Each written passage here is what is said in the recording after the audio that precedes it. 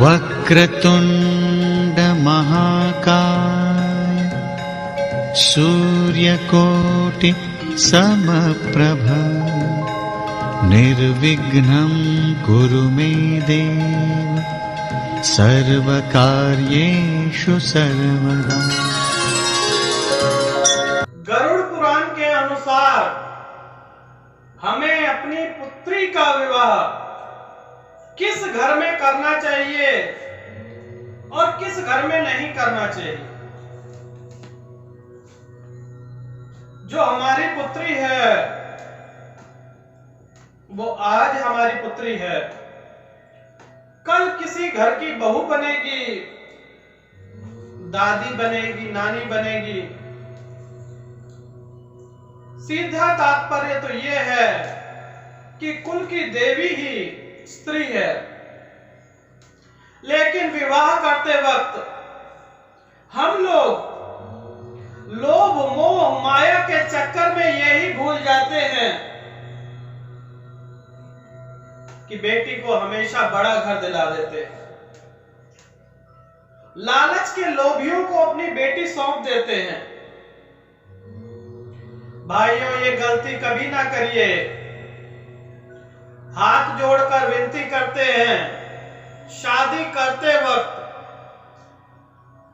बराबरी में ही विवाह करिए। अगर आपका घर झोपड़े में है तो लड़का भी झोपड़े से ही ढूंढे। अगर आपका लड़का झोपड़े में है तो बहू भी झोपड़े से ही ढूंढे। अक्सर देखा गया है कि आपकी बेटी तो झोपड़े में रहती है लेकिन आप बड़े घरों में उनका विवाह कर देते हैं। नुकसान किसको झेलना पड़ता है? उसी आपकी फूल सी परी को झेलना पड़ता है, जिसे आपने लाड प्यार से पाला, चाहे जैसे भी रखा। लेकिन अगर आप बड़े घर में भेज देंगे तो ताना क्या मिलेगा? क्या अपने घर में, बाप के घर में फ्रिज से पानी पीती थी? क्या इतनी महंगी साड़ी कभी तुमने पहनी थी? इतने बड़े घर में तुम थी? क्या तुम इतने बड़े घर में कभी रही हो?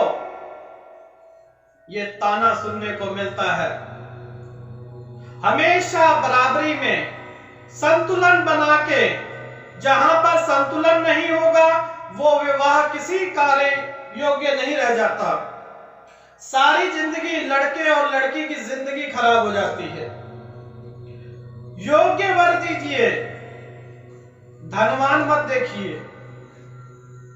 अक्सर क्या देखा गया है कि लड़की गोरी है लेकिन सरकारी नौकरी लड़के की लगी हुई है, लड़का काला भी चलेगा। लेकिन कभी आप ये सोच के देखिए कि वो समाज में जब खड़े होंगे तो कैसे खड़े होंगे। पैसा खाया नहीं जा सकता। 24 घंटे हमें साथ रहना होता है। एक सोच रखनी होती है, समझ रखनी होती है। संसार तभी तो चलेगा ना। जब तक मेल नहीं होगा तब तक हमारा घर कैसे चलेगा? अगर बेटी सांवली है तो दामाद भी सांवला ही ढूंढे, गोरे के चक्कर में ना पड़े। अगर बेटा गोरा है तो बहू भी गोरी ही लेके आए।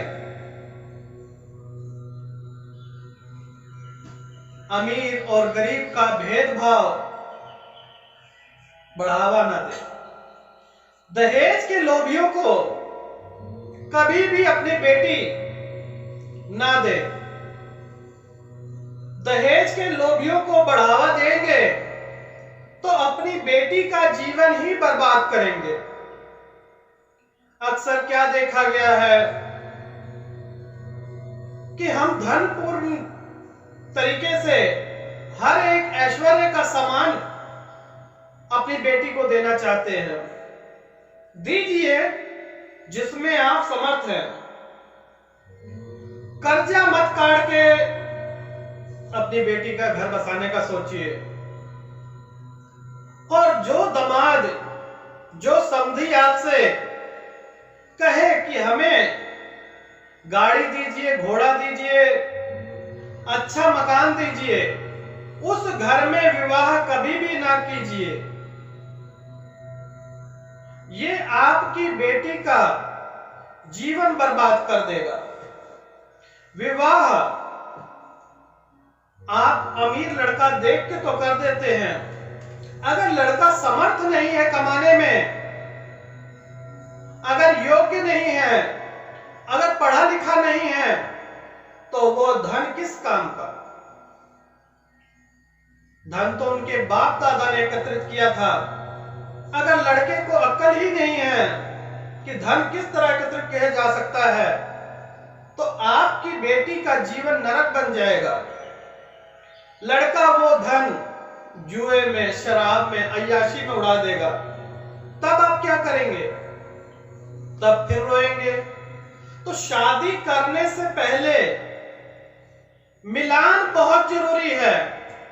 कुंडली मिलान छोड़िए, लड़की का रंग क्या है, लड़के का रंग क्या है, भेद क्या है, और हो सके तो अपने ही धर्म, जाति, अपने रिश्तेदारी, अपने फ्रेंड के रिलेशन में ही विवाह कीजिए,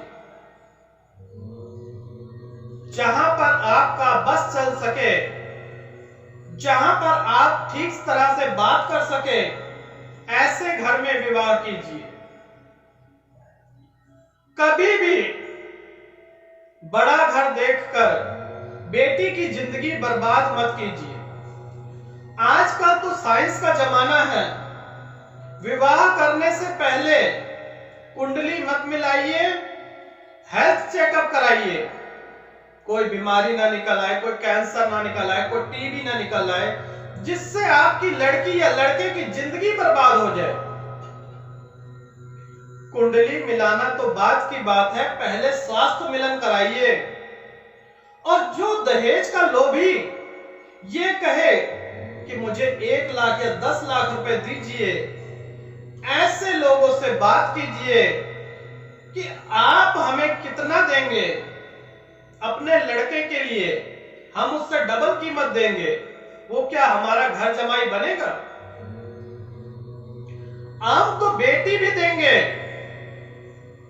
अपने जिगर का टुकड़ा भी देंगे, बेटी भी देंगे, ऊपर से आपको धन भी देंगे। ये कहां की इंसानियत है भाइयों?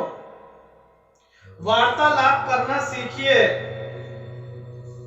और विवाह हमेशा समांतर में कीजिए। 19-20 तो चलेगा, लेकिन काले गोरे का भेद नहीं, ऊंच नीच का भेद ना हो, ऐसे घर में विवाह करना संपूर्ण होता है, जिससे आपकी पुत्री का जीवन सुखमय रहेगा, आपके बेटे का जीवन सुखमय रहेगा। बेटी को ज्ञान दीजिए,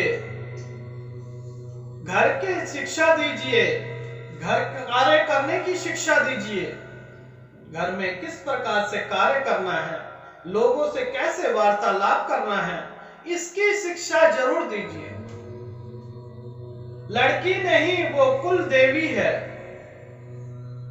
आज आपके घर की लक्ष्मी है, लड़की है लक्ष्मी स्वरूप। लड़कियां भाग्यशाली लोगों के घर पैदा होती हैं और लड़के सौभाग्यशाली